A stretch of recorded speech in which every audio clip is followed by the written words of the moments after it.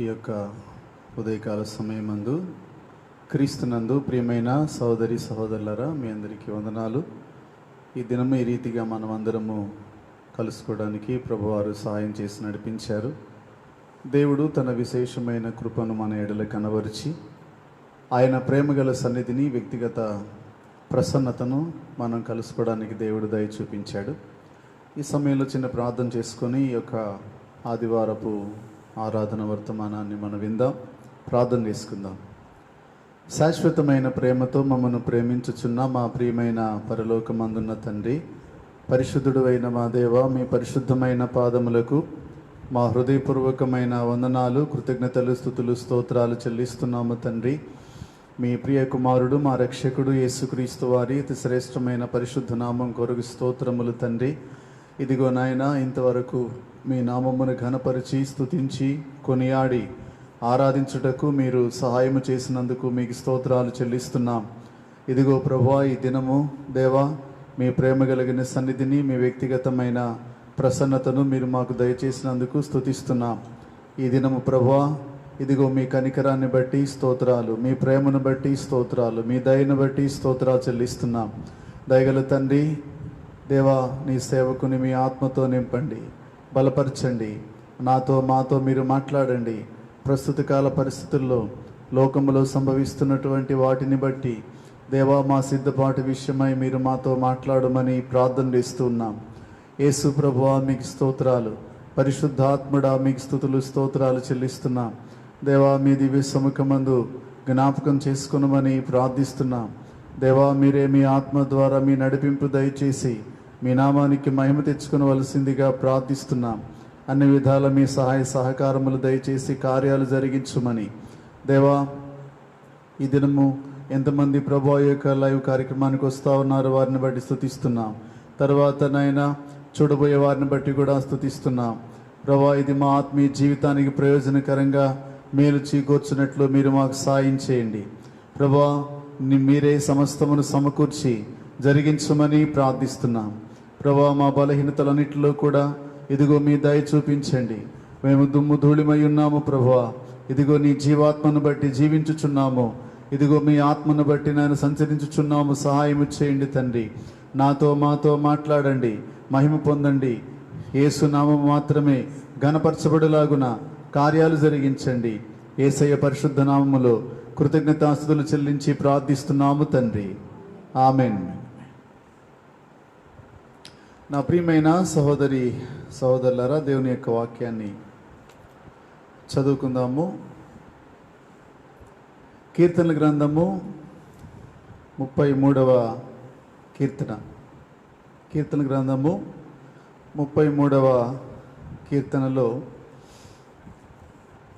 13వ వచనము నుంచి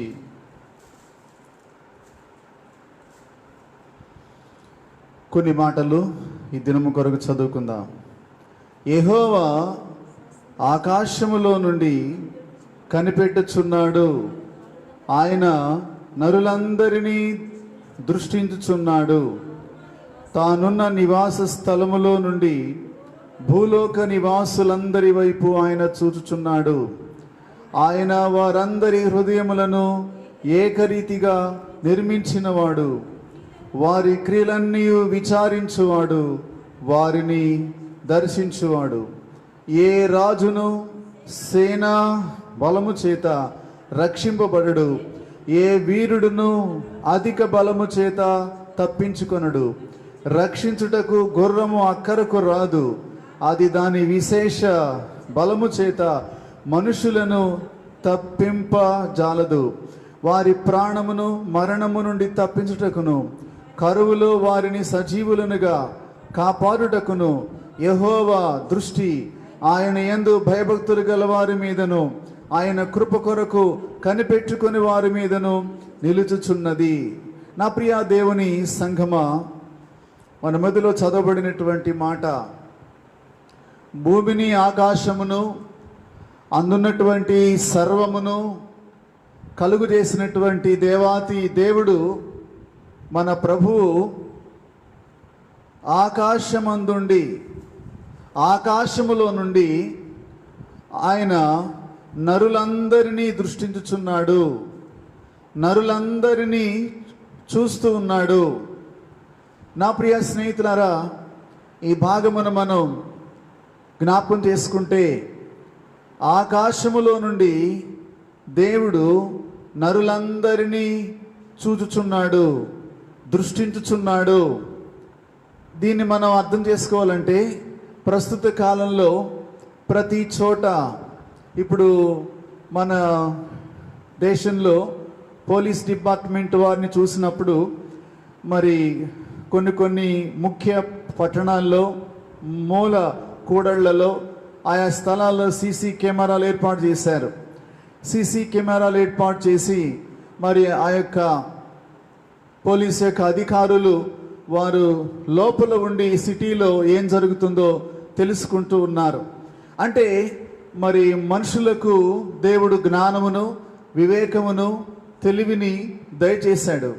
దేవుని యొక్క వాక్యంలో ఒక మాట ఉంది, కన్నులను నిర్మించిన వాడు కానకుండునా, చెవులు నిర్మించిన వాడు వినకుండునా అని దేవుని యొక్క వాక్యంలో వ్రాయబడి ఉంది.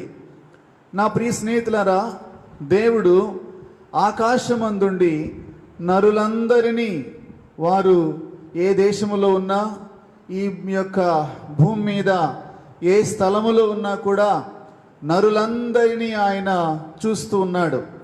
తర్వాత పాతాళము, అగాధము దేవునికి తేటగా కనబడుతున్నవి. చీకటి అయినను ఆయనకు చీకటి కాకుండా పోవును. అందును బట్టి దేవుడు నరులను పరిశీలిస్తూ ఉన్నాడు. ఎవరు ఏ మూలన ఎక్కడ ఉన్నారు, ఏం చేస్తున్నారు, నరులందరినీ వారు వీరు అనేటువంటి వ్యత్యాసము లేకుండా, ఇదిగో దేశాన్ని పరిపాలిస్తున్న నాయకుల విషయమై ప్రజలు ఏమనుకుంటున్నారో దేవుడు చూస్తున్నాడు, ప్రజల విషయమై నాయకులు ఏమనుకొనుచున్నారో దేవుడు చూస్తున్నాడు. ఇలాగున మరి భూమి అంతటను నివసించుచున్నటువంటి మానవ జాతి అంతటినీ కూడా దేవుడు చూస్తూ ఉన్నాడు. నా ప్రియ స్నేహితులారా, అర్థం చేసుకోండి. తర్వాత ఇక్కడ వ్రాయబడినటువంటి మాట ఏంటంటే, భూలోక నివాసులందరి వైపు ఆయన చూస్తున్నాడు. భూలోక నివాసులందరి వైపు ఆయన చూస్తున్నాడు. తర్వాత ఆయన వారందరి హృదయములను ఏకరీతిగా నిర్మించినవాడు, వారి క్రియలన్నీ విచారించువాడు, వారిని దర్శించువాడు. నా ప్రియ స్నేహితులారా, ప్రస్తుత కాలంలో మనం చూసినట్లయితే మనుషులందరూ కూడా ఏ రీతిగా ఉన్నారో మనం చూస్తున్నాం. తర్వాత 16, 17, 18 వచనాల్లో వ్రాయబడినటువంటి మాట ఏంటంటే, మానవులు తమ ప్రాణమును రక్షించుకోవడానికి, కరువులో సజీవులనుగా తమను తాము కాపాడుకోవటానికి మనుషులు చేసేటువంటి ప్రయత్నాల గురించి వ్రాయబడి ఉంది. ఈ భాగమున మనము జ్ఞాపకం చేసుకున్నప్పుడు 16 అంటున్నాడు, దేవుడు చూస్తున్నాడు, ఏ రాజు కూడా తన సేన బలము చేత రక్షింపబడడు. అంటే తనకు జడ్ కేటగిరీ ఉన్నా, ఏ కేటగిరీ ఉన్నా కూడా భూమి మీద ఏ మానవుడు కూడా తనకున్నటువంటి విశేషమైన బలము చేత తన ప్రాణమును రక్షించుకోలేడు. ఏ వీరుడును అధిక బలము చేత తప్పించుకొనడు. ఆ మధ్య కాలంలో మనం చూసినప్పుడు మీ యొక్క కరోనా అనేటువంటి తెగులు చేత మరి బాడీ బిల్డర్స్ కూడా చనిపోయారు, కొంతమంది బలవంతులు చనిపోయారు, ఫైటర్స్ చనిపోయారు, గొప్ప గొప్ప వారు చనిపోయారు. నా ప్రియ స్నేహితులారా, మరణము అందరికీ వచ్చును అని దేవుని యొక్క వాక్యంలో వ్రాయబడి ఉంది. తర్వాత మనం చూస్తే, రక్షించుటకు గుర్రము అక్కరకు రాదు, అది దాని విశేష బలము చేత మనుషులను తప్పింప చాలదు. వారి ప్రాణమును మరణము నుండి తప్పించుటకును, కరువులో వారిని సజీవులనుగా కాపాడుటకు దేవుని యొక్క కన్ను దృష్టి మనుషుల వైపు చూస్తూ ఉంది. నా ప్రియ స్నేహితులారా, తమ యొక్క ప్రాణములను మనుషులు కాపాడుకోవడానికి ఈ దినమును చేసేటువంటి ప్రయత్నాలు, తీసుకునేటువంటి జాగ్రత్తలు మనము చూస్తూ ఉన్నాం. మనము కూడా అటువంటి జాగ్రత్తలు తీసుకుంటూ ఉన్నాం. అయితే ఎన్ని జాగ్రత్తలు తీసుకున్నా ఆశ్చర్యకరమైనటువంటి విషయం ఏంటంటే, బాధాకరమైనటువంటి విషయం ఏంటంటే, వైద్యులు కూడా చనిపోతున్నారు. ఎందుకంటే వైద్యులు ఒక మనిషి ఆరోగ్యాన్ని ఏ రీతిగా వాళ్ళు కాపాడుకోవాలో వారికి తెలుసు. అయితే వారు అందరికీ సలహా ఇస్తూ ఉంటారు. కానీ కాపాడుకోవడానికి చేతకాకనా, మాస్క్ పెట్టుకోవడానికి చేతకాకనా, లేకపోతే వైద్యము తెలియకనా, ఎందుకు వైద్యులు ఈ సీజన్లో సుమారు మరి దేశమంతటి మీద మరి కొన్ని న్యూస్లో చెప్తున్నట్లుగా సుమారు 300 మంది డాక్టర్లు కూడా మరణించారు అని చెప్పి. ఎందుకు ఇలా జరుగుతుందని చెప్పానంటే, ఏ రాజు, ఏ వైద్యుడు, ఎవరు కూడా తమ ప్రాణమును తమకున్న బలము చేత, తమకున్న జ్ఞానము చేత కాపాడుకోలేరు అనేది ఇక్కడ మనకి అర్థమవుతుంది.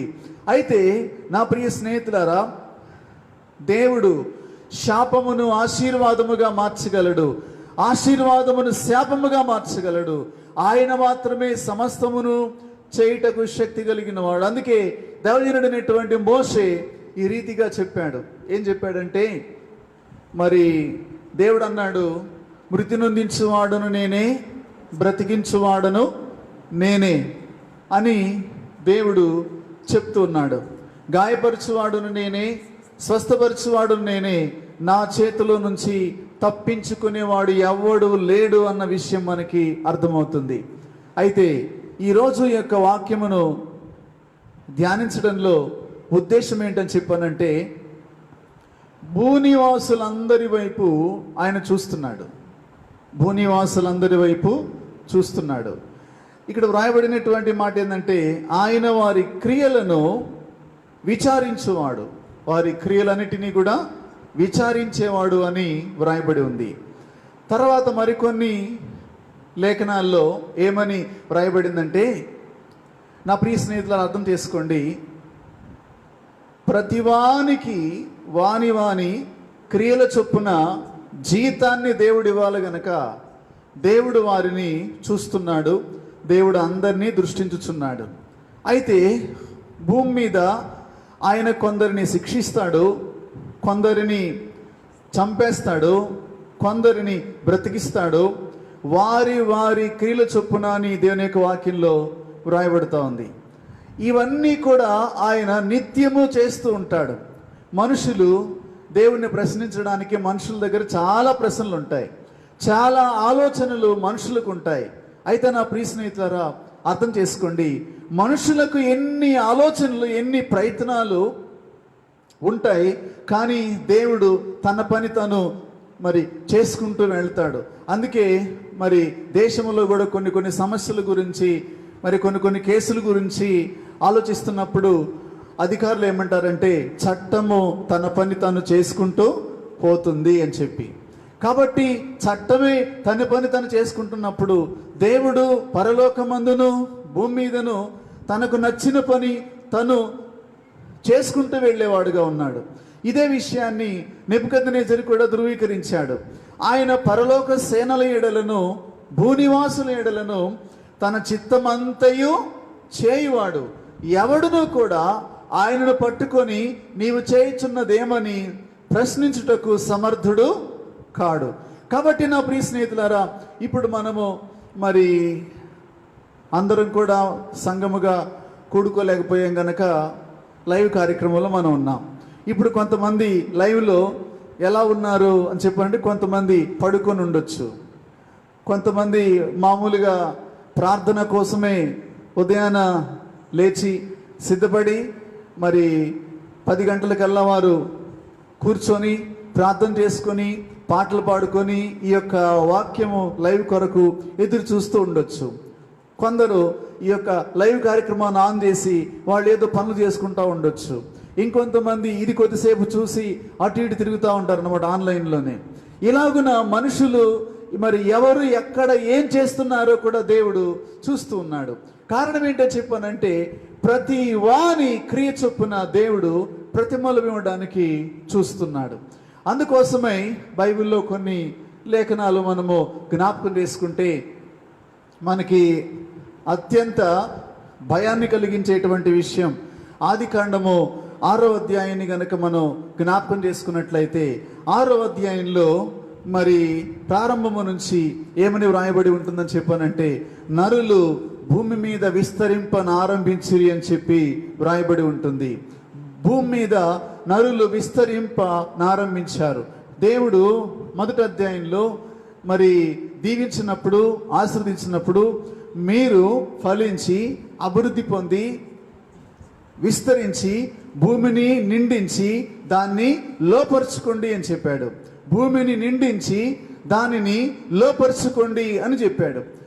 అయితే దీని విషయమై కనుక మనం ఆలోచించుకున్నట్లయితే, అయితే భూమి మీద మనుషులు విస్తరించాలని, వారి యొక్క ప్రేమ విస్తరించాలని దేవుడు ఆశించాడు. కానీ అయితే భూమి మీద అన్నిటికంటే కూడా మరి ఏది గొప్పదయింది అని చెప్పానంటే, నా ప్రియ స్నేహితులారా, భూమి మీద నరుల చెడుతనము గొప్పదిగా ఉన్నట్లుగా దేవుడు చూశాడు.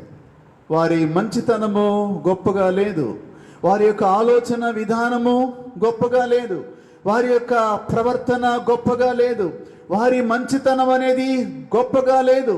అందుకోసమని నా ప్రియ స్నేహితులారా, దేవుడు మరి భూలోకమును చూసినప్పుడు చెడుతనము గొప్పదిగా కనిపించిందంట. వారి చెడుతనము గొప్పది అని దేవుడు చూస్తున్నాడు. అలాగను చూసినప్పుడు నా ప్రియ దేవుని బిడ్డలారా, దేవుడు సంతాపము నొందెను అని దేవుని వాక్యంలో మనం వింటున్నాం.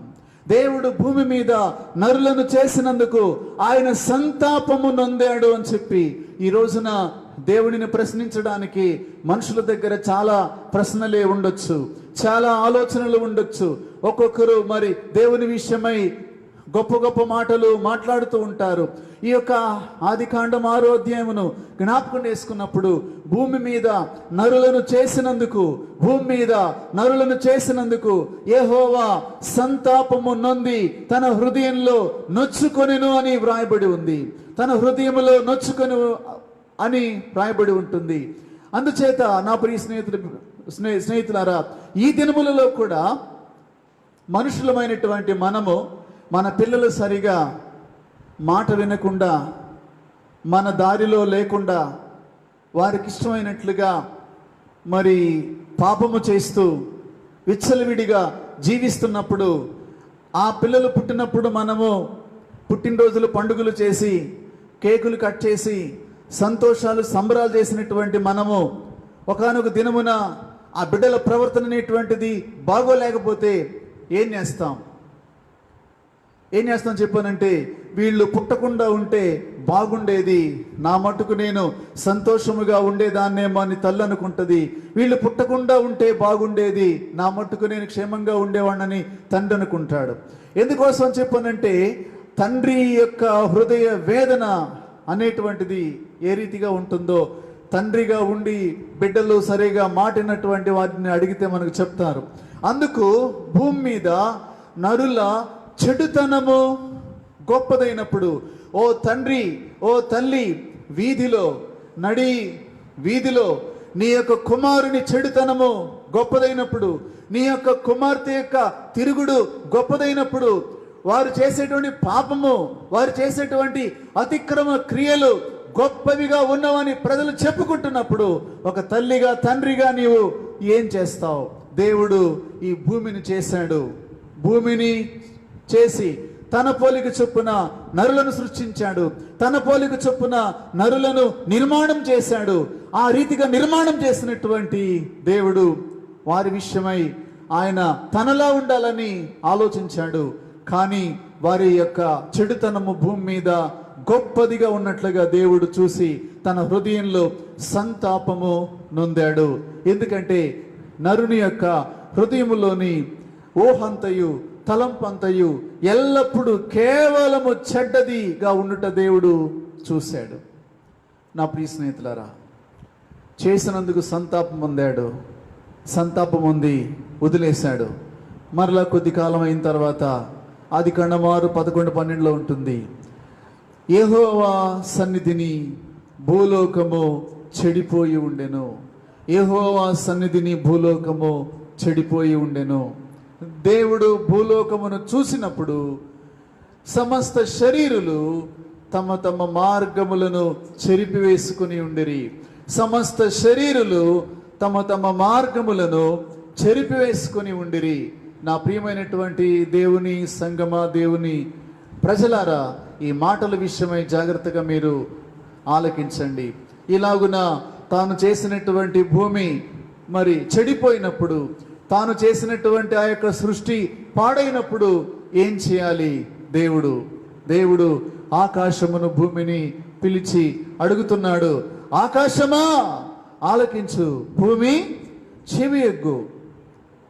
నేను పిల్లలను పెంచి గొప్పవారినిగా చేసితిని గాని వారు నా మీద తిరుగుబడి ఉన్నారు, వారు నా మీద తిరుగుబాటు చేశారు.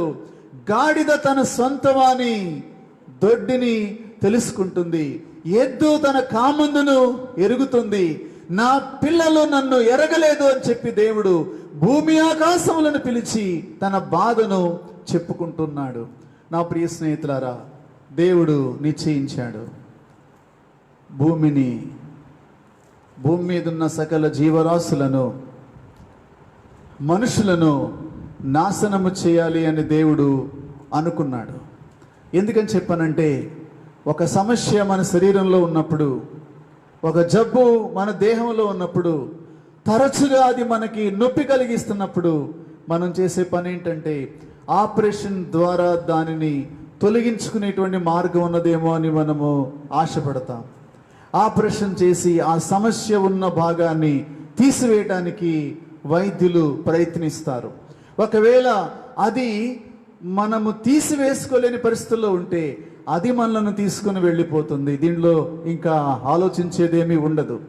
అందుచేత నా ప్రియమైనటువంటి వాళ్ళరా, దేవుడు భూలోకమును చూచినప్పుడు అది చెడిపోయింది. ఎంతగా చెడిపోయింది అని చెప్పానంటే, బాగు చేయడానికి వీలు కాకుండా మన యొక్క ప్రాంతాల్లో ఒక సామెత ఉంది. ఏంటి ఆ యొక్క సామెత అని చెప్పానంటే, కొంతమంది గురించి మనం ఏమంటామంటే, పాపం అమ్మాయి జీవితం కుక్కలు చింపిన విస్తరైపోయింది అంటాం. లేకపోతే పాపం ఆయన కుటుంబము కుక్కలు చింపిన విస్తరి అయిపోయింది అని చెప్పానని. ఎందుకు కుక్కలు చింపిన విస్తరి అని మనం అంటాం?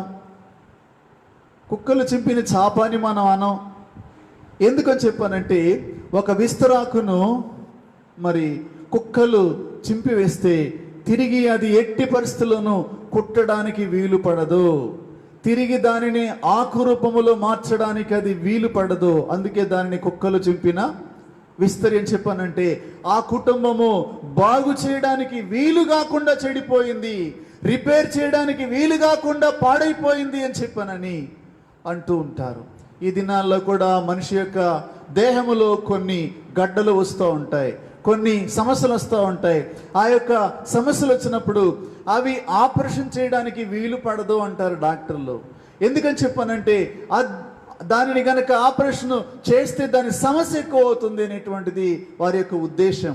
అందుచేత నా ప్రియ స్నేహితులారా, దేవుడు భూలోకమును చూసినప్పుడు మొదటిగా అది చెడిపోయింది, రెండవదిగా చెడుతనము గొప్పదైపోయింది, మూడవదిగా సమస్త శరీరులు చిన్న పెద్ద ధనవంతులని పేదవారని ఎలాంటి వ్యత్యాసం లేకుండా మనుషులందరి యొక్క జీవితాలు పాడైపోయినాయి, చెడిపోయినప్పుడు దేవుడు చేసిన ఆలోచన ఏంటంటే, భూమిని సమస్త జీవరాశులను నేను నాశనము చేస్తాను అని దేవుడు తన మనసులో అనుకున్నాడు. అనుకొని మానవ ఉనికిని సంపూర్ణముగా తీసివేయుటకు మనస్సు లేక భూలోకమును పరిశోధన చేసి చూస్తూ ఉన్నాడు. నా ప్రియ దేవుని బిడ్డ, ఒక అద్భుతమైన విషయం ఏంటంటే, ఆ తరములో ఎన్ని లక్షల మంది భూమి మీద ఉన్నారో తెలియదు, కానీ ఆ యొక్క అన్ని లక్షల మందిలో ఒక్కొక్కరిని పరిశీలనగా దేవుడు చూసినప్పుడు ఒక వ్యక్తి దేవునికి కనిపించాడు. ఆ వ్యక్తి పేరే నోవాహు.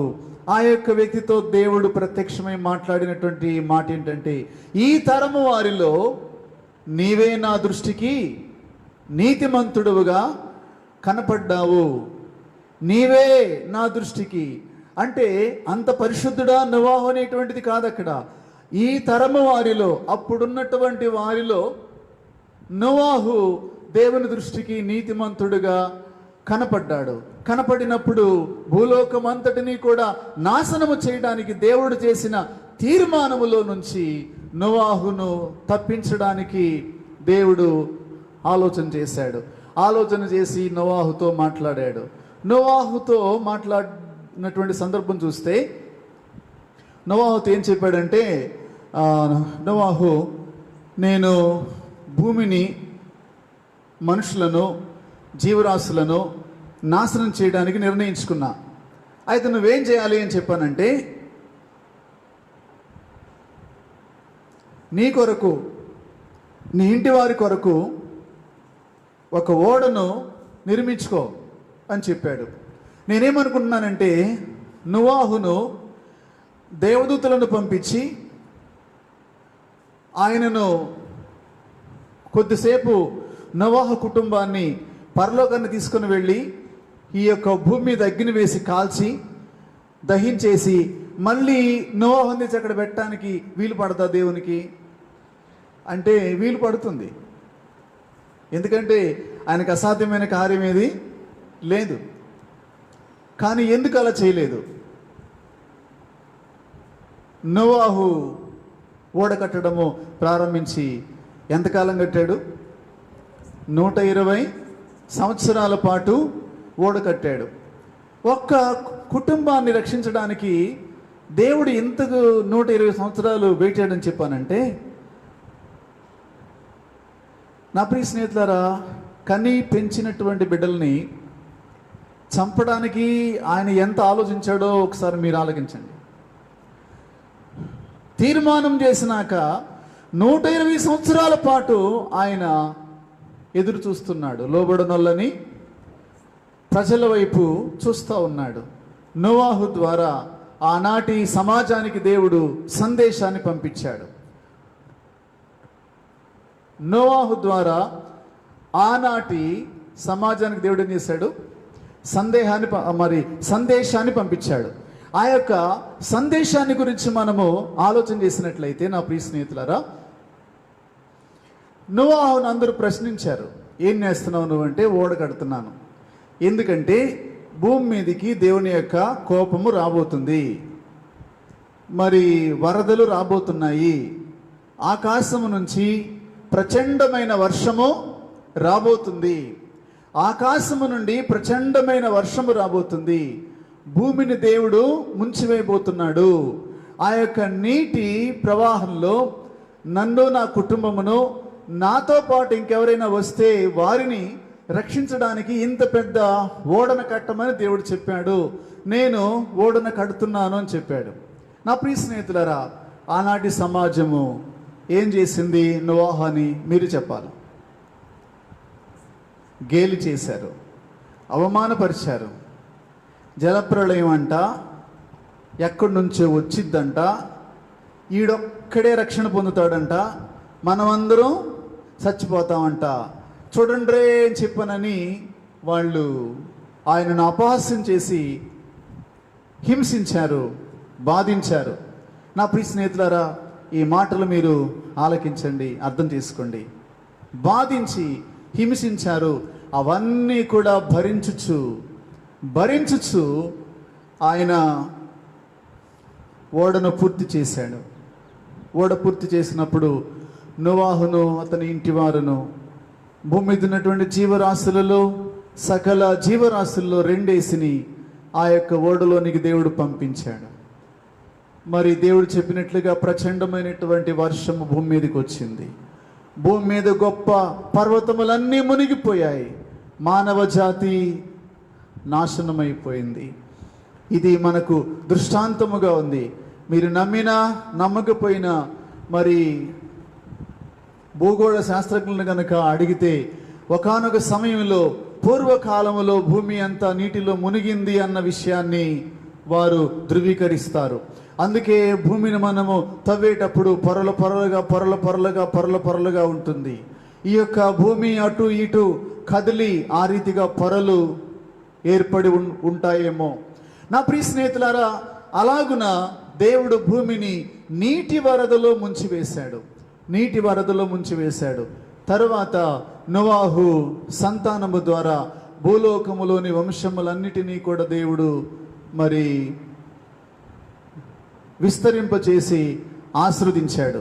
అలాగున భూలోకములోని వంశములన్నిటినీ కూడా దేవుడు దీవించాడు. సకల జాతి మనుష్యులను ఒకడి నుండి పుట్టించాడనితే మరి అపోస్తుల కార్యం 17వ అధ్యాయంలో మనకి మరి పౌలు గారి ద్వారా దేవుడు మాట్లాడుతున్నాడు.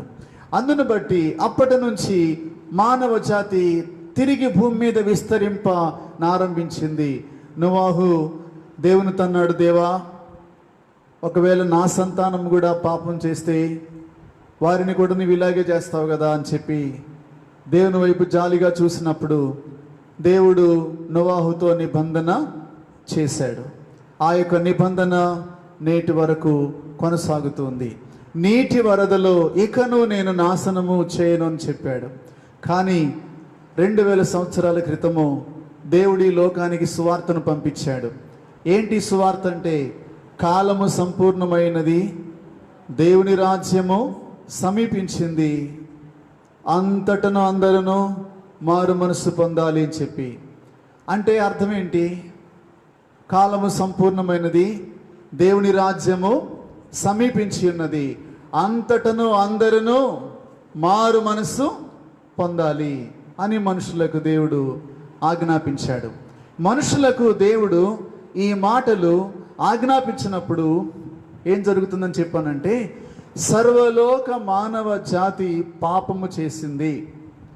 పాపమును బట్టి మానవ జాతి అంతా కూడా నరకానికి వెళ్ళాలి. శరీరం అనేటువంటిది భూమి మీద మనకు శాశ్వతమైతే కాదు. ఏదొక రోజు మనము శరీరాన్ని విడిచిపెట్టి వెళ్ళినప్పుడు ఆత్మకు మరణము లేదు. ఆత్మ ఈ భూమి మీద శరీరముతో ఉండి చేసిన పాపమును బట్టి నరకానికే వెళుతుంది. అలాగున భూమి మీద ఆ తరము వారిలో నీతిమంతుడైనటువంటి నోవాహు ఉన్నాడు, కానీ ఈ తరములో అయితే నీతిమంతుడు లేడు, ఒక్కడును లేడు. అయితే మనుషులందరినీ కూడా నీతిమంతులనుగా తీర్చడానికి పరలోకమందున్న దేవుడు తన కుమారుడైన యేసుక్రీస్తు వారిని లోకానికి పంపించి కన్యమరియ గర్భమునందు జన్మింపచేసి 33 సంవత్సరాల పాటు జీవింపచేసి పరలోక సంబంధమైన సువార్తను బోధించి సర్వలోక మానవాళి పాప క్షమాపణ కొరకు నేను సిలువలో రక్తము చిందించబోతున్నాను అని యేసు వారు ముందుగా చెప్పారు. నా యందు విశ్వాసం ఉంచు వారందరూ కూడా నశింపక నిత్య జీవాన్ని పొందుతారని దేవుడు సెలవిచ్చాడు. అలాగున్న నా ప్రియ స్నేహితులారా, యేసుక్రీస్తు ఒక మతాన్ని స్థాపించడానికి, లేకపోతే ఈ యొక్క లోకములో ముఠాలు ఏర్పాటు చేయడానికి రాలేదు, కానీ ఆయన దేవుని కుమారుడు భూలోకంలో దేవునికి దూరమై పాపముల చేతను అపరాధముల చేతను చచ్చినటువంటి మానవ జాతి అంతటిని కూడా విడిపించడానికి ఆయన పరలోకము నుంచి దిగి వచ్చాడు. యేసుక్రీస్తు వారు సిలువలో కార్చిన రక్తము ద్వారా మానవ జాతి అందరి పాపాలకు క్షమాపణ అనేది సిద్ధపరచబడింది. అందుకోసమనే యేసయ్య అన్నాడు, భూమి మీద పాపములు క్షమించుటకు మనిషి కుమారునికి అధికారము కలదు. ఏం అధికారం ఇది? పాపములను క్షమించడానికి. అందుకే మనము ఒప్పుకున్న మనుషులు పాపాన్ని క్షమించలేరు. మనము ఒప్పుకున్నా, సరిదిద్దుకున్నా, సరి చేసుకున్నా కూడా మానవుడు పాపాన్ని క్షమించలేడు. ఎందుకంటే క్షమించగలిగిన అధికారము కానీ అటువంటి పరిశుద్ధత కానీ ఎవరికి లేదు. అందుకు జ్ఞాపకం చేసుకున్నట్లయితే నా ప్రియమైనటువంటి దేవుని సంఘమా, అర్థం చేసుకోండి, 2000 సంవత్సరాలుగా ఆ దినములలో 120 సంవత్సరాల పాటు నోవాహు ఎలాగున ఈ లోకము నాశనం కాబోతుంది, పరలోకము సమీపించబోతుంది, ఈ నాశనము తప్పించుకోవడానికి ఓడలోకి రండి అని చెప్పి సువార్తను ఏ రీతిగా ప్రకటించాడో, ఇప్పుడు కూడా 2000 సంవత్సరాల నుంచి దేవుడు తన సేవకులను భూమి అందంతటికి కూడా పంపించాడు. ఎందుకంటే ఈ రోజున సేవకులుగా మేము కూడా ఎక్కడొక చాటుండి ప్రభు అయిన యేసునందు నమ్మకాన్ని కలిగి జీవితం ఎలాగైనా జీవించవచ్చు. ఎందుకు సేవకులు కుటుంబాలు విడిచిపెట్టి, ప్రాంతాలు విడిచిపెట్టి ఎందుకు సువార్త కొరకు వెళ్ళి ప్రాణాలు కోల్పోతున్నారు? ఎందుకోసం చెప్పనంటే, లోకము శాశ్వతం కాదు. వాక్యం చెప్తుంది, లోకమును దాని ఆశయు గతించిపోవును, దేవుని చిత్తము జరిగించువాడు నిరంతరము నిలుచును అని దేవుని వాక్యం మనకి బోధిస్తూ ఉంది. అందుచేత నా ప్రియ స్నేహితులారా, ఈ విషయమై గనక మనము ఆలోచన చేసినట్లయితే, ఇప్పుడు ఆనాడు నోవాహును ఏ రీతిగా గేలి చేసి అవమానపరిచి ఎగతాళి చేశారో, ఇప్పుడు కూడా దేవుడన్నా, దేవుని సువార్త అన్నా, దేవుని యొక్క సేవకులన్నా హేళన, గేలి, అవమానము ఇవి మనుషులు చేస్తూ ఉన్నారు. అయితే నా ప్రియ స్నేహితులారా, ప్రతి మనిషి కూడా తాను చేసుకున్నటువంటి దానికి ఖచ్చితంగా మూల్యం చెల్లించుకోవాలి. తాను యొక్క చేసిన దానికి ప్రతిఫలాన్ని ఖచ్చితంగా పొందాలి. ఎందుకంటే పూర్వకాలములో దేవుని యొక్క వాగ్దానములు నిరర్ధకము కాలేదు. రాగల దినములలో కూడా దేవుని యొక్క వాగ్దానములు అయితే నిరర్ధకము కానేరవు. అందుకోసమని మరి పేతురు పత్రికలో యేసయ్య చెప్పాడు, కొందరు అనుకునుచున్నట్లుగా దేవుని రాకడా ఏమాత్రము ఆలస్యము కాదు. ఏ ఒక్కరు కూడా నశించిపోట దేవునికి ఇష్టము లేదు గనక మనుషులందరూ మారు మనసు పొందాలని దేవుడు తన రాకడను ఆలస్యము చేస్తూ ఉన్నాడు. అందుచేత నా ప్రియ స్నేహితులారా, ప్రభువే రాకడ అతి సమీపంగా ఉంది. అందుకే మరణం గురించి డిఎల్ మోడీ గారు ఒక మాట అన్నారు, ఏంటంటే, మరణమా నీవెంత మధురం అన్నాడు ఆయన. ఇది ఇప్పుడు మనకి ఇదంటేనే భయం అందరికీ. మనకి మరణం అనేటువంటి పేరింటేనే, చావు అంటేనే మనకి భయం. చచ్చిపోయినాడంటే అది మనకి ఇంకా భయం అన్నమాట. కానీ డిఎల్ మోడీ గారు చెప్పినటువంటి మాట ఏంటంటే, ఓ మరణమా నీవెంత మధురం. ఎందుకు అని చెప్పానంటే, భూలోకము వెనక్కి వెళ్ళిపోతుంది, పరలోకం నన్ను రమ్మని పిలుస్తుంది.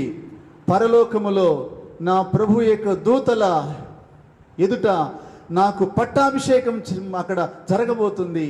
ఇటువంటి అనుకూలమైన సమయాన్ని లోకము నుండి, భూమి నుండి, శరీరము నుండి, శరీర ఆశల నుండి నన్ను సంపూర్ణముగా విడిపించి పరలోకానికి మార్గాన్ని సరళము చేసిన ఓ మరణమా నీవెంత మధురం. వాస్తవమే. అందుకే పౌలు గారు చెప్పినటువంటి మాట, బ్రతుకుట క్రీస్తే, చావు అయితే నాకు లాభం. ఎందుకంటే యేసును ఎరిగినటువంటి వారు, పరలోక నిరీక్షణ కలిగినటువంటి వారు ఖచ్చితంగా ఆ నిరీక్షణ విషయమై వాళ్ళు ఆనందిస్తారు. పరలోకం పిలుస్తుంది, భూలోకము వెనక్కి వెళ్ళిపోతుంది. ఓ మరణమా నీవెంత మధురము, నీవెంత మంచిదానవు, నన్ను తొందరగా పరలోకము చేర్చడానికి నీవు నా ఎదుకు వచ్చినందుకు నీకు చాలా కృతజ్ఞతలు అన్నట్లుగా ఆయన మరణంతో మాట్లాడాడు. వాస్తవమే. నా ప్రియ స్నేహితులారా, ఈ దినమున మనం చూస్తే మరి దేవునికి విరోధముగా దేవుడు హెచ్చరించినా కూడా వినకుండా పాపము చేసినటువంటి వారిని శిక్షించడానికి, తర్వాత తన ఎడల భయభక్తులైనటువంటి వారిని రక్షించడానికి యెహోవా కనుదృష్టి చూస్తూ ఉంది. అందుకే దినవృత్తాంతములు 2వ గ్రంథము 16వ అధ్యాయము, దినవృత్తాంతములు 2వ గ్రంథము 16వ అధ్యాయము 9వ వచనాన్ని చదువుతున్నాను. తన ఎడల యథార్థ హృదయము గల వారిని బలపరచుటకై యెహోవా కనుదృష్టి లోకమందంతటా సంచారము చేయుచున్నది.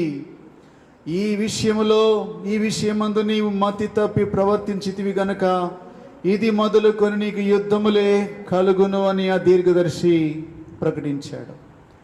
నా ప్రియ స్నేహితులారా, భూమి మీద క్రీస్తు పూర్వము కొన్ని వందల సంవత్సరాల క్రితము ఆస అనేటువంటి ఒక రాజు యూదా దేశమును పరిపాలిస్తున్నాడు. యూదా దేశమును పరిపాలిస్తున్నప్పుడు ఆస తన చుట్టుప్రక్కల శత్రువులు జయించడానికి ఎన్నో సందర్భాలు దేవుని పాదములు పట్టుకొని దేవుని మీద ఆధారపడి గొప్ప గొప్ప కార్యాలు చూశాడు.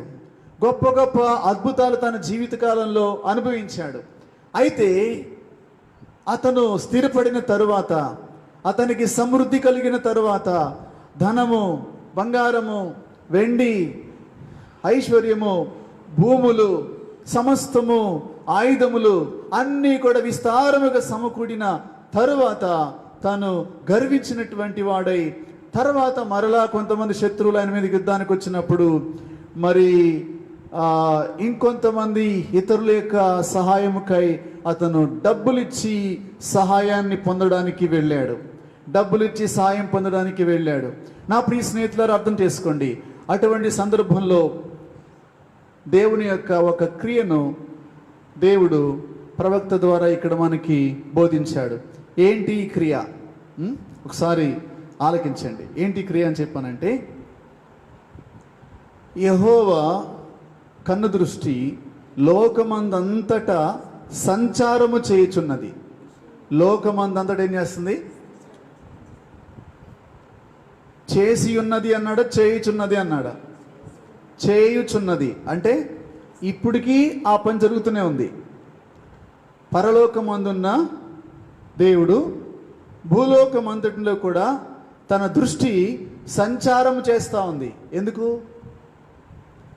ఇక్కడ కారణం రాయబడింది, తన ఎడల యథార్థ హృదయము గల వారిని బలపరచుటకై.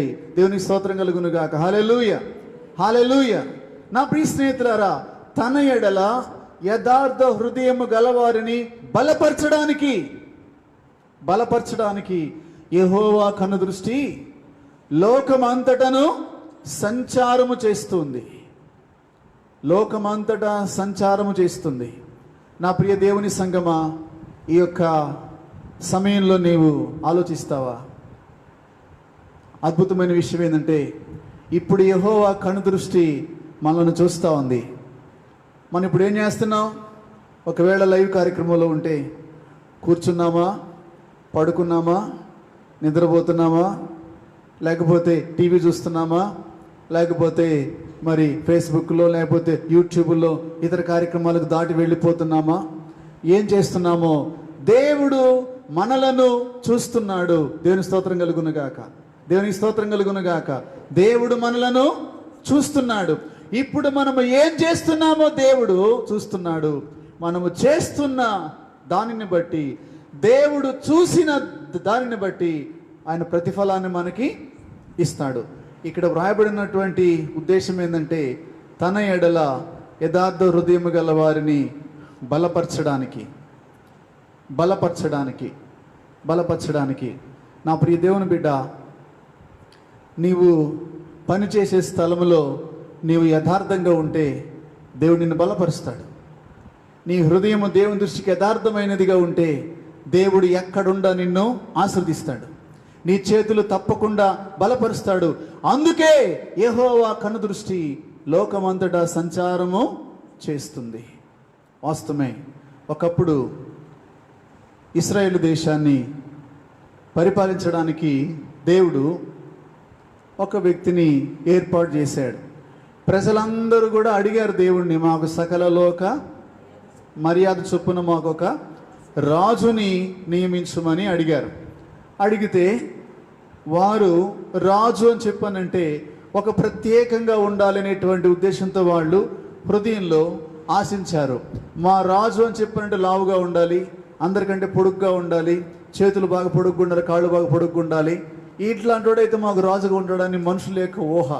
మనుషుల యొక్క ఊహను బట్టి, ఉద్దేశాన్ని బట్టి దేవుడు ఇశ్రాయేలు యొక్క ప్రజలందరిలో కూడా పొడుగ్గా ఉన్నటువంటి ఒక వ్యక్తిని మొట్టమొదటి రాజుగా నియమించాడు. ఎవరైనా తెలుసు కదా మనకి, సౌలును.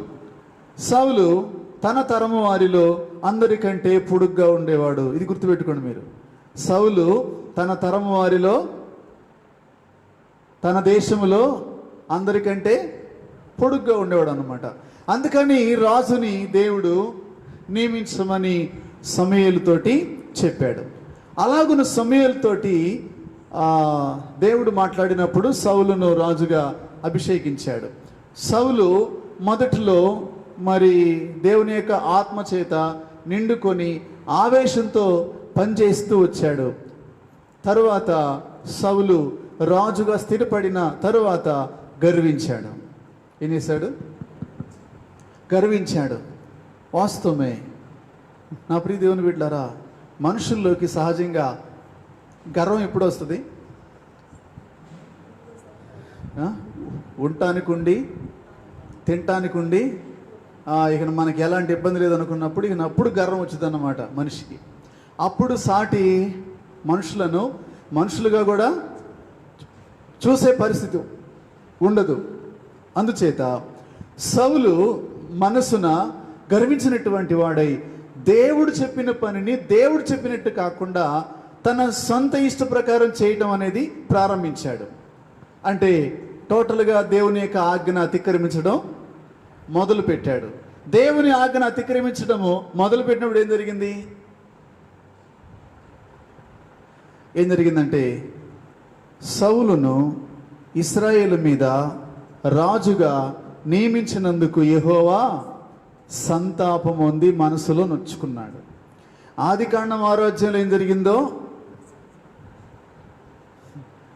సమూయేలు మొదటి గ్రంథం 15వ అధ్యాయంలో కూడా అదే జరిగింది. సమూయేలు సౌలును నేను రాజుగా చేసినందుకు నేను బాధపడుతున్నానయ్యా అన్నాడు.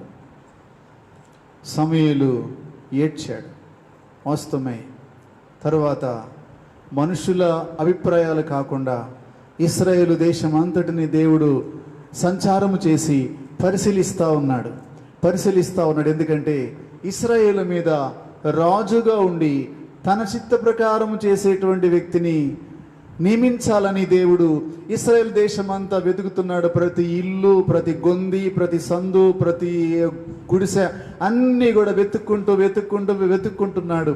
ఆఖరికి అడవిలో ఒక వ్యక్తిని కనుగొన్నాడు. దేవునికి స్తోత్రం కలుగును గాక. హల్లెలూయా. నా సేవకుడైన దావీదును నేను కనుగొని ఉన్నాను అన్నాడు. దేవుని స్తోత్రం కలుగును గాక. హల్లెలూయా. అంటే సౌలు హృదయము దేవుని ఎడల యథార్థమైందిగా లేదు. అందుకు సౌలు స్థానంలో రాజుగా సిద్ధపరచడానికి దేవుడు దావీదును కనుగొన్నాడు. అంటే అర్థం చేసుకున్న ప్రియ స్నేహితులారా, నీవు అడవిలో ఉన్న, పొలములో ఉన్న, ఇంట్లో ఉన్న, గుడిసెలో ఉన్న, ఏ వీధిలో ఉన్నా, ఏ మార్కెట్లో ఉన్నా దేవుడు నిన్ను చూస్తున్నాడు అన్న విషయాన్ని నీవు మర్చిపోవద్దు. ఎందుకంటే నీవున్న స్థలములో నీవు యథార్థవంతుడవైతే దేవుడు నిన్ను ఆశీర్వదిస్తాడు. యోసేపును ఆశీర్వదించినట్టుగా ఆశీర్వదిస్తాడు. యాకోబును ఆశీర్వదించినట్టుగా ఆశీర్వదిస్తాడు. ఎలాగున యథార్థవంతుల చేతులను బలపరచడానికి యెహోవా కనుదృష్టి లోకమంతటా సంచారము చేస్తుంది. ఈ రోజున నా ప్రియ దేవుని బిడ్డ, నీవు ఏ శ్రమలో ఉన్నావో నాకు తెలియదు, ఏ కష్టములో ఉన్నావో నాకు తెలియదు, ఏ బాధలో ఉన్నావో నాకు తెలియదు, కానీ దేవుడు నిన్నైతే చూస్తున్నాడు. ఈ సంగతి నేను మీకు ఈ రోజున జ్ఞాపకం చేయడానికి సంతోషిస్తున్నాను. చాలామంది అనుకుంటున్నారు, యెహోవా నన్ను చూచుటలేదు, యెహోవా నన్ను పట్టించుకోవడం లేదు అని చెప్పి. కానీ అది అబద్ధం. దేవుడు నిన్ను చూస్తున్నాడు. నీ హృదయము దేవుని ఎడల యథార్థమైనదైతే నిన్ను బలపరచడానికి ఆయన చూస్తున్నాడు. నీ హృదయము దేవుని ఎదుట సరైంది కాకపోతే శిక్షించడానికి కూడా చూస్తున్నాడు. ఈ మాటలు మీరు జాగ్రత్తగా అర్థం చేసుకోండి. ఈరోజు వాక్యం యొక్క సారాంశం ఏంటంటే, ప్రస్తుతం మనం లాక్డౌన్లో ఉన్నాం. మందిరాల్లో కూడుకునే పరిస్థితి లేదు. ఎక్కడ కూడా 10 మంది కూర్చునే పరిస్థితి అయితే లేదు. అయితే నా ప్రియ స్నేహితులారా, ఇప్పుడు ఈ లాక్డౌన్ కాలంలో దేవుడు తన బిడ్డలన్న అందరినీ చూస్తున్నాడు. చూడలేదా? ఏమా? ఖచ్చితంగా చూస్తున్నాడు. రోజుకి 24 గంటలు సమయం ఉంది. రోజుకు ఉన్నటువంటి 24 గంటల సమయంలో మనము మన కుటుంబ అవసరానికి ఎంత సమయాన్ని వెచ్చించి పని చేస్తున్నాం కుటుంబ పోషణకు. తర్వాత మన ఆత్మీయ పోషణకు, ఆత్మీయ పోషణ అని చెప్పానంటే మన యొక్క ఆత్మలో ఎదిగి ఫలించాలి, దేవుని యొక్క రాజ్యానికి వారసత్వం సంపాదించుకోవాలని చెప్పానంటే మన యొక్క ఆత్మీయ ఆరోగ్యం కూడా చాలా ప్రాముఖ్యం. మనము మన యొక్క ఆత్మీయ జీవితము ఆరోగ్యముగా ఉండాలి అని చెప్పానంటే, ఇప్పుడు శరీరం ఆరోగ్యం ఉండాలంటే ఏం చేయాలి? మనం 3 పూట్ల తినాలా. పొద్దున్న లేచి టీ అన్న తాగాల, లేకపోతే ఏదో ఒకటి తాగాల, తినాలా, 3 పూట్ల తినాలా. ఈ తిండికి అవసరమైనటువంటి సమయాన్ని వెచ్చించి మనము పనిచేసి సంపాదించాలా. ఇప్పుడు మన ఆత్మ ఆరోగ్యంగా ఉండాలి. యేసు ప్రభు రాకడ ఎప్పుడు వచ్చినా కానీ మనం ఆయనతో ఎత్తబడాలి. భూమి మీద ఎలాంటి శోధన వచ్చినా కూడా శోధనకి మనము స్థిరముగా నిలబడాలి అని చెప్పానంటే మన ఆత్మ ఏం కావాలా? ఆరోగ్యంగా ఉండాలా. ఇప్పుడు మన ఆత్మ ఆరోగ్యంగా ఉండాలంటే ఇప్పుడు ఆత్మకి ఆహారం ఏంటిది? ఆత్మకి ఆహారం ఇచ్చేవాడు బాగా మన కోపం వస్తే పాడబడతాం. ఏమని? నీ వాక్యమైన పరవశము, నీ వాక్యమైన ఆత్మకు ఆహారం అని పాట పాడతాం. అయితే నా ప్రియ స్నేహితులారా, మన ఆత్మ ఆరోగ్యముగా ఉండాలంటే మన ఆత్మ ఆరోగ్యముగా ఉండి ఏ మాత్రము కూడా శోధనలకు లొంగక బలముగా ఉండి ఈ లోక సంబంధమైన శోధనలను జయించి పరలోకానికి వెళ్ళడానికి శక్తి కలిగిందిగా ఉండాలని చెప్పానంటే మన ఆత్మకు అపోస్తుల బోధ, సహవాసము, రొట్టె విరిచే క్రమం, తర్వాత ఎడతెగని ప్రార్థన, ఈ 4 మనకి ప్రాముఖ్యమైనటువంటి పోషకాహారాలు. ఈ 4 పోషకాహారాలు. ఇప్పుడు మనం మరి అపోస్తుల యొక్క బోధ మరి వినడానికి చాలామంది అవకాశం లేదు. దేవుని కృప ఏంటని చెప్పానంటే మరి యొక్క ఫోను, టెలివిజన్లు అన్నీ కూడా అవి మరి చెత్తపుట్ల లాంటి అయినా కానీ దేవుడు అవసరానికి వీటిని కూడా వాడుకుంటున్నాడు. ఉదాహరణకి ఇప్పుడు మన యొక్క సంఘానికి సంబంధించి వాట్సాప్ గ్రూపులో సుమారు 59 నంబర్లు ఉన్నాయి. అంటే మరి ఆండ్రాయిడ్ పనిచేసేటువంటి నంబర్లు సుమారు ఒక 50 నుంచి 60 లోపు ఉన్నాయన్నమాట. ఇప్పుడు లైవ్లో ఎంతమంది ఉంటారు? సుమారు నేను అనుకుంటున్నా మరి దానిలో దశంభాగమైనా ఉన్నారో లేరోనని. కాబట్టి నా ప్రియ స్నేహితులు, ఎందుకు ఈ సంగతి చెప్తున్నాను చెప్పానంటే దేవుని వాక్యమును వినుటకు మనుషులు తమ మనసులు సిద్ధపరచుకోవడం లేదు. కారణం ఏంటని చెప్పానంటే అవకాశము లేకపోవటం వలన కాదు. నేను ఒక్కటే అంటాను, నీకు మనసుంటే మార్గం ఉంటుంది, మనసు లేకపోతే ఏ మార్గము ఉండదు. అందుకు నా ప్రియ స్నేహితులారా, దేవుడు మనలను చూస్తున్నాడు. శరీరము ఆరోగ్యంగానే ఉంది. ఒకవేళ కరోనా వచ్చినా తట్టుకోవడానికి రోగ నిరోధక శక్తిని పెంచేటువంటి ఆహార పదార్థాలు తీసుకుంటున్నాం, మరి విటమిన్ టాబ్లెట్స్ కూడా తీసుకుంటున్నాం, అన్నిటినీ కూడా వాడుకుంటున్నాం. మరి ఆత్మ పరిస్థితి ఏంటి? లోపల ఉన్నటువంటి మరి అంతరంగ పురుషుని యొక్క ఆరోగ్యం ఏంటి? రోజు రోజుకి వాడు క్షీణిస్తున్నాడా, బలపరచబడుతున్నాడా?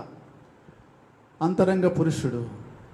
అందుకే పౌలు గారు అన్నాడు, మా బాహ్య పురుషుడు కృషించిపోతున్నాడు. చెప్పండి, ఆంతర్య పురుషుడు దినదినము నూతనపరచబడుతున్నాడు. నేను పరలోకానికి వెళ్ళబోతున్నాను, చావైతే నాకు లాభం. ఈ రోజున నా ప్రియ స్నేహితులారా, నీ శరీర సంబంధమైన పురుషుడు ఎలా ఉన్నాడు? ఆత్మీయ అంతరంగ పురుషుడు ఎలా ఉన్నాడు? అంతరంగ పురుషుడు ఆరోగ్యంగా ఉండాలి అని చెప్పానంటే 3 పూటల వాక్యము, 3 పూటల ప్రార్థన అవసరం లేదా? ఆలోచన చేయండి. ఈ రోజున మనము దేవుని దృష్టికి మనుషులకు చెప్పొచ్చు, మనం ఏమని, పాస్టర్ గారు చెప్పొచ్చు, లేకపోతే ఇంకోరు చెప్పొచ్చు. ఏమని అంటే, నాకు ఇప్పుడు అవకాశం ఉన్నప్పుడు బైబిల్ చదువుకుంటున్నాను, ఇప్పుడు అవకాశం ఉన్నప్పుడు ప్రార్థన చేసుకుంటున్నాను, దానికి ఇబ్బంది ఏం లేదని చెప్పంటారు అన్నమాట. నిజమేనా? నమ్మొచ్చా అని చెప్పానంటే ఏమో, రహస్యమందు చూచు నీ తండ్రి నీకు ప్రతిఫలం ఇస్తాడు. తండ్రి రహస్యమందు చూస్తున్నాడు. నా ప్రియ దేవుని బిడ్డ, నీవు రాగల రోజుల్లో ఒక సంగతిని గుర్తించుకో. అబద్ధ క్రీస్తు వచ్చి, క్రీస్తు విరోధి వచ్చి ఒకవేళ మందిరాలని తీసివేయచ్చు, పరిశుద్ధుల శిబిరముల మీద దాడులు చేయొచ్చు. అప్పుడు నీవు ఒంటరిగా పారిపోయి ఏ చెట్టు కిందనో లేకపోతే ఎక్కడ ఉండాల్సిన పరిస్థితి ఒకవేళ బహుశా వస్తుందేమో. నీ యొక్క ఆంతర్య పురుషుడు ఆరోగ్యంగా ఉంటే నీవు ఏలియా వలె ప్రభు రాకడ సిద్ధపరచబడతావు. ఏలియా వలె నీ కొరకు అగ్ని రథాలు వస్తాయి. ఎందుకంటే ఏలియాకు ఈ లోకములో ఆస్తిపాస్తులు ఏమీ లేవు. ఆయన నడుమునుకున్నటువంటి తోలు తట్టి భుజం మీద ఉన్నటువంటి దుప్పటి తప్ప ఇంకేం ఆయనకు ఆస్తులు లేవు. కానీ అగ్ని రథాలు ఆకాశం నుండి ఆయన కోసం వచ్చాయి. అందుకోసమే దేవుడు నిన్ను చూస్తున్నప్పుడు నీ హృదయము గనక యథార్థమైనదిగా ఉంటే దేవుడు నీ చేతులు బలపరుస్తాడు, నీ గుండెను బలపరుస్తాడు, నీ యొక్క ఎముకలను బలపరుస్తాడు, నీ యొక్క ఆత్మీయ స్థితిని బలపరుస్తాడు. ఆయన మాటలు సర్వ శరీరానికి నీకు ఆరోగ్యాన్ని కూడా కలిగిస్తాయి. ఆయన వాక్యము ద్వారా నీవు క్షేమాభివృద్ధి పొందుతావు. అయితే నా ప్రియ దేవుని బిడ్డ, దేవునిని నీ హృదయాన్ని గనక నీవు మోసం చేసుకున్నట్లయితే ఎన్నిసార్లు గద్దించిన లోబడనులని వానికి హఠాత్తుగా మరణము తటస్థిస్తుంది. చివరిగా ఒక విషయం చెప్పి నేను ముగిస్తా. దానియేలు గ్రంథము 5వ అధ్యాయంలో ఒక రాజు మనకు కనిపిస్తాడు. ఆ రాజు పేరు బెల్షస్సరు, నెబుకద్నెజరు యొక్క కుమారుడు. అతను రాజు అయిన తర్వాత రాజులకి ఇంకా పని ఏముంటుందండి? యుద్ధాలు లేకపోతే రోజు వాళ్ళకి విందులు, వినోదాలు, చిందులు, మందు, విందు, చిందు ఇవన్నీ ఉంటాయి వాళ్ళకి. అలాగున 1000 మందికి ఆ రాజు ఒక విందును ఏర్పాటు చేశాడు. ఆ విందులో ఆవిధి కాకుండా తిన్నారు. తిన్న తర్వాత తాగుతూ ఉన్నారు. తాగుతున్నప్పుడు వారికి ఒక ఆలోచన వచ్చింది. అంతకుముందు వారి తండ్రి అయినటువంటి నెబుకద్నెజరు యెరూషలేము దేశం మీద యుద్ధం చేసి యెరూషలేము దేవాలయములో దేవాలయ సంబంధమైన పాత్రలు బలర్పించడం ద్వారా రక్త ప్రోక్షణ జరిగినటువంటి ప్రతిష్ట అర్పణగా అర్పించబడినటువంటి పాత్రలు ఏమైతే ఉన్నాయో ఆ పాత్రలను తీసుకురమ్మని చెప్పారు. కొందరు వెళ్ళి ఆ పాత్రలు తీసుకొచ్చారు. ఆ పాత్రలు తీసుకొచ్చినప్పుడు నా ప్రియ స్నేహితులను అర్థం చేసుకోండి, ఆ పాత్రలు బంగారు పాత్రలు. ఆ విందులో ఆ చిందులేస్తూ ఆ యొక్క విగ్రహాల ముందు వారు నాట్యమాడుతూ చేసిన పని ఏంటంటే దేవాలయ సంబంధమైన పాత్రల్లో ద్రాక్షరసం పోసి తాగుతూ ఉన్నారు. నా ప్రియ స్నేహితులారా, త్రాగుతున్న సమయంలో ఆకాశము నుంచి ఒక చేయి బెల్షస్సరు యొక్క రాజనగరులో ప్రవేశించి గోడ మీద ఒక వ్రాత వ్రాస్తుంది. ఆ గోడ మీద రాసినటువంటి వ్రాత ఏంటి అని చెప్పానంటే, నా ప్రియ స్నేహితులారా, ఆ రాతను చూసినప్పుడు రాజు యొక్క శరీరము కంపించిపోయింది. నరములన్నీ కూడా బలహీన పడిపోయినాయి. గజ గజ గజ గజ గజ గజ గజ వణికిపోతున్నాడు. నా ప్రియ స్నేహితులారా, దానియేలును పిలిపించారు. దానియేలును పిలిచిన తర్వాత రాజు దగ్గరికి వచ్చి దానియేలు ఆ రాతను చదివి చెప్పాడు, రాజా, నెబుకద్నెజరుకు జరిగింది నీకు తెలుసు. పరలోకమందున్న దేవుని నీవు గణపరచకుండా విచ్చలవిడిగా పాపము చేసి దేవాలయ సంబంధమైన పాత్రల్లో కూడా ద్రాక్షరసం పోసి తాగి దేవుని నామాన్ని నీవు అవమానపరిచినందుకు దేవుడు నీ ప్రభుత్వం విషయంలో లెక్క చూసి దాన్ని ముగించాడు. నిన్ను ఆయన త్రాసులో తోచగా నీవు తక్కువగా కనపడ్డావు, కాబట్టి రాత్రి నీవు చచ్చిపోతావు అని చెప్పాడు. దేవుడు ఆ రాత్రి ఆ రాజును మొత్తాడు. ఆ రాజు చనిపోయాడు. తర్వాత తన యొక్క సహోదరుడు తిరిగి మరలా రాజు అవుతాడు. నా ప్రియ దేవుని బిడ్డ, నీ ప్రవర్తనను, నీ స్థితిని, నీ యొక్క పరిస్థితిని చూస్తున్న దేవుడు చూస్తున్నాడు. అమ్మా, అక్క, నా ప్రియ సహోదరి సహోదరులారా, ప్రేమతో నేను మీకు మనవి చేస్తున్నటువంటి విషయం ఏంటంటే, దేవుడు నిన్ను చూస్తున్నాడు. నీవు ఇంట్లో ఉన్నావు, మందిరానికి వెళ్ళడానికి వీల్లేదు, కానీ ఇంట్లో ఉండి ప్రార్థన చేయడం నీకు రాదా? బైబిల్ చదవడం నీకు రాదా? దేవునితో నీ సహవాసం ఎంతవరకు ఉంది? ఒకవేళ ఇంట్లో ఉండి అధికముగా దేవునితో సహవాసం ఉంటే నిన్ను బట్టి దేవునికి స్తోత్రం. నిన్ను బట్టి దేవుని నామము గణపరచబడునుగాక. నిన్ను బట్టి నీ కుటుంబము దీవించబడునుగాక. నిన్ను బట్టి నీ కుటుంబం ఆశీర్వదింపబడునుగాక. అయితే నా ప్రియ దేవుని బిడ్డ, ప్రార్థన లేదు కదా అని చెప్పి, పరిచర్య లేదు కదా అని చెప్పి, దేవుని సమయాన్ని దుర్వినియోగపరిచి ఈ లోక సంబంధమైనటువంటి వాటి విషయమై ఆశ కలిగి బ్రతికినట్లయితే తప్పకుండా నీవు మూల్యం చెల్లించుకోవాల్సి ఉంటుంది. ఈరోజు వర్తమానం యొక్క సారాంశం ఏంటంటే, నిన్ను చూస్తున్న దేవుడు, కృంగిన వారిని లేవనెత్తే దేవుడు, బలహీనులను బలపరిచే దేవుడు. ఆయన నిన్ను బలపరచకపోతే, ఆయన నిన్ను లేవనెత్తకపోతే ఎవడూ నీకు సహాయం చేయలేడు. కాబట్టి మరణమును ఆశీర్వాదముగా, జీవముగా మార్చగలిగినటువంటి వాడు ఆయనే. మనను చూస్తున్నటువంటి మన దేవుని ఎదుట మన హృదయాలు సరిదిద్దుకుందాం. రాగల రోజుల్లో ప్రభు చిత్తమైతే మరి వచ్చే ఆదివారం చేతన మనము కూడుకోవడానికి అవకాశం ఉంటుందేమో చూద్దాం. అవసరాన్ని బట్టి నేను మీకు మెసేజ్ పంపిస్తూ ఉంటాను. మరి కొన్ని ప్రార్థన చేయమని పంపిస్తున్నప్పుడు తప్పనిసరిగా మీరు ఆ సమస్యల కొరకు ప్రార్థన చేయండి. ప్రభువారు సహాయపడతాడు. ఈరోజు మరి యొక్క వాక్యము ఎంతమంది విన్నారో నాకు తెలియదు కానివ్వండి. నా ప్రియ దేవుని బిడ్డలారా, అతిక్రమాలు దాచిపెట్టేవాడు వర్ధిల్లడు, వాటిని ఒప్పుకొని విడిచిపెట్టేవాడు కనికరాన్ని పొందుతాడు. ఇంతకు ముందు నీ జీవితం ఎలా ఉందో నాకు తెలియదు, నీకు తెలుసు, నీ దేవునికి తెలుసు. నా ప్రియ దేవుని బిడ్డ, రహస్యమందు చూచు నీ తండ్రి నీకు ప్రతిఫలం ఇస్తాడు. నీవు పూర్ణ హృదయంతో, పూర్ణ మనసుతో, పూర్ణ ఆత్మతో, యథార్థ హృదయంతో నమ్మకంగా ప్రభువుని సేవిస్తున్నట్లయితే నిన్ను బట్టి నీ కుటుంబము దీవించబడునుగాక, నిన్ను బట్టి నీ కుటుంబం ఆశీర్వదింపబడునుగాక. లేనట్లయితే సరి చేసుకో. మిగిలినటువంటి జీవితం, ఎప్పుడు మన జీవితం ముగించబడుతుందో మనకు తెలియదు. ఎప్పుడు ముగించినా మన అంతరంగ పురుషుడు పరలోకం వెళ్ళడానికి సిద్ధంగా ఉండి దినదినము వాక్యము అనే ఉదక స్నానము చేత పరిశుద్ధపరచబడుతూ రక్షణ విషయంలో మనము ఎదిగి ఫలించడానికి దేవుడి దినమున మనతో మాట్లాడుతున్నాడు. కాబట్టి ఆకాశములో నుండి దేవుడు నరులందరినీ పరిశీలనగా చూస్తున్నాడు. ఈ రోజున నీవెవరో ఎక్కడున్నావో నాకు తెలియదు. దేవుడు నీతో మాట్లాడినట్లయితే ఒక 2 నిమిషాలు ప్రార్థన చేసుకుందాం. అందరు తలలు వంచి కళ్ళు మూసుకుందాం. నా ప్రియ దేవుని బిడ్డ, నీవు నేను ఈ రోజున ఆరోగ్యంగా ఉన్నాం, సజీవులుగా ఉన్నాం. ఒకవేళ కొంతమంది బలహీనులుగా ఉండి ఉండొచ్చు.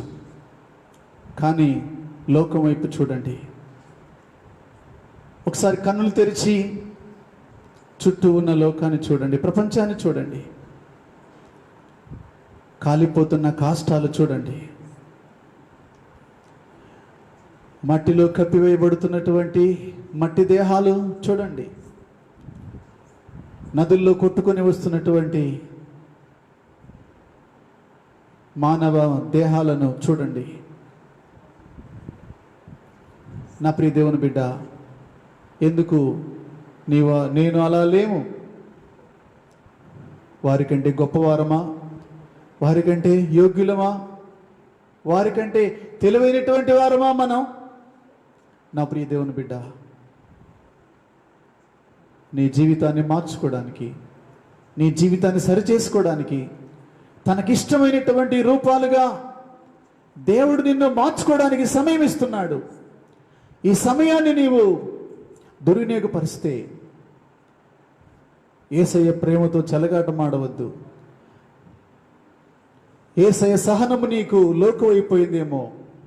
నా ప్రియ దేవుని బిడ్డ, మిమ్మునే దేవుడు కోరుతున్నాడు. మీ కలిగిన వాటిని మేము కోరడం లేదు, మిమ్మునే దేవుడు కోరుతున్నాడు. మీ హృదయాలు దేవునికి కావాలి. ఎట్టి పరిస్థితుల్లో కూడా మీ ఆత్మలు నరకానికి వెళ్ళడానికి వీల్లేదు. ఖచ్చితంగా పరలోకానికి వెళ్ళాలి అని దేవుడు ఆశిస్తున్నాడు. నీకు ఆశ ఉంటే ప్రార్థన చేయి, ప్రార్థన చేయి. నా ప్రియ సహోదరి సహోదరుడా, దేవా, సంఘములో సహవాసంలో కలుసుకున్నా కలుసుకోకపోయినా వ్యక్తిగతంగా నీతో నేను అనుదినం సహవాసం చేయడానికి నాకు సాయం చేయి ప్రభువా. ఇదిగో నీతో సహవాసానికి నా ఎదురుగున్న ప్రతి ఆటంకాన్ని తీసివేయమని ప్రార్థన చేయి. ప్రభు నీకు సాయం చేస్తారు. నాతో మీరు మాట్లాడినందుకు స్తోత్రములు ప్రభువా. నేను గదిలో ఉన్నా, ఇంట్లో ఉన్నా, ఎక్కడ ఉన్నా నీవు నన్ను చూస్తున్నావయ్యా. నా హృదయము లోకాశలతో మునిగిపోతుందా?